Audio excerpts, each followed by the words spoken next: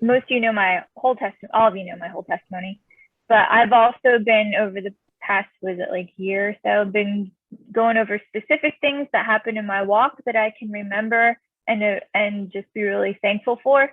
So I know I've given a few specific testimonies here and there. So I was baptized and spirit filled almost 20 years ago. It'll be 20 years in August. I was witnessed to by Nikki, who was witnessed to by David Crail. And I grew up Methodist, but when I heard the gospel actually read out of Acts 2, the first time I ever remember reading in Acts, I was immediately convicted.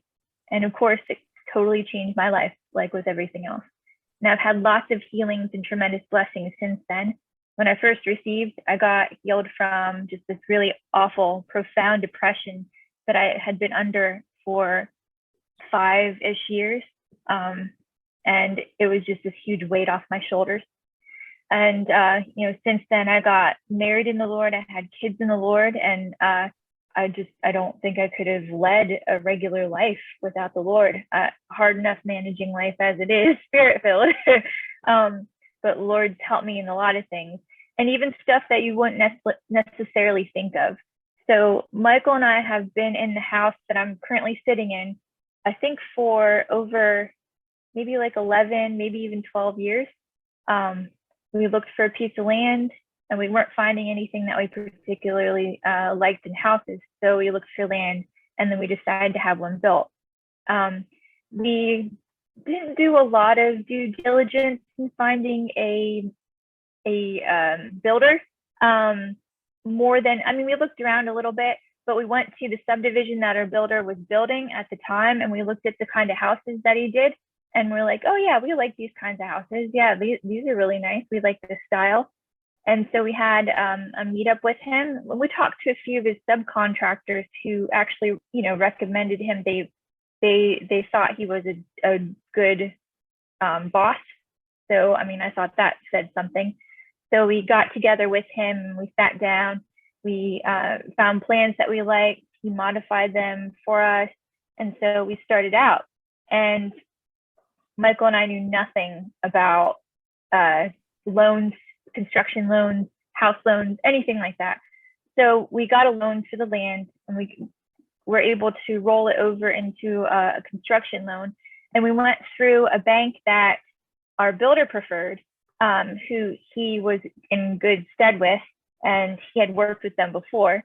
So how you're supposed to do it, what I found now, is that you pay per chunk and that you do draws on the loan. And it's supposed to be the people whose name the loan is in that do the draws. So that would be like Michael and I writing our checks to the builder as soon as we see that so-and-so done. That's not how we did it at all. And this is the Lord's hand in it from the beginning. So he's like, it'd probably be easier if I just took the draws directly. And we're like, oh yeah, sure. Do that, no problem. So it just ended up that the bank was sending the funds directly to him, and he was just taking draws as he needed. And so when he was building stuff, we saw it was getting built, and it was making progress, and all that was fine. But we did happen to notice that some of the subcontractors had gone. Like, it was no longer the people that we saw when we went to the subdivision. He was using different people, and we're like, okay. And so like the floor, it's wood and it had to be finished, and it had like a lot of extra stuff stuck in it the first time where they didn't really do a good job finishing it, so they had to redo it a second time. Michael didn't like it that time. They had to do it a third time.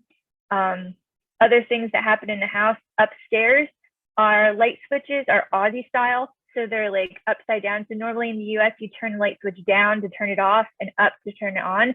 Upstairs, it's reversed. And we found out, we didn't find out until we were in our house for like a year later, but the well pump that was done, that was drilled, the pump itself, they didn't glue it on. It burst at one point in time, and the pipes didn't burst. It's just that they literally weren't glued on. So when the pressure got really bad, it just burst, and all of a sudden there's like water going everywhere. So we find out some of this stuff a little bit later along the ways, but that's literally the worst of what happened, because what we found out once our house is completely done, and we didn't find this out until we were reading in the newspaper, is that our builder got sent to prison for embezzlement. So what that means is that he was taking the funds from other people and he was like using them to pay off whatever else he was doing. It was around 2008, so it was like right around the time that things were crashing, and he was probably not getting any more business. So he's probably like, robbing Peter to pay Paul, and it was crazy. So he was finally caught. And what could happen, what often happens with other people that do this, that hire builders, they're left with stuff that's incomplete, and they have no means of getting it built because all their funds are gone. And that could have easily happened to us. In fact, I think it happened to one or two of the people that he was working with. We just so happened to be protected enough that it was almost like as soon as he finished our house, that's when stuff started getting too overwhelming for him to catch up with. And it was just purely by the grace of God, because we did nothing right that you should do in this world to make sure that you are not robbed blind and not left with half a house. So that's just a huge protection of the Lord that we didn't even fully realize until years later. And I praise the Lord for that, because I don't even know what else he's protecting me from that I don't know about.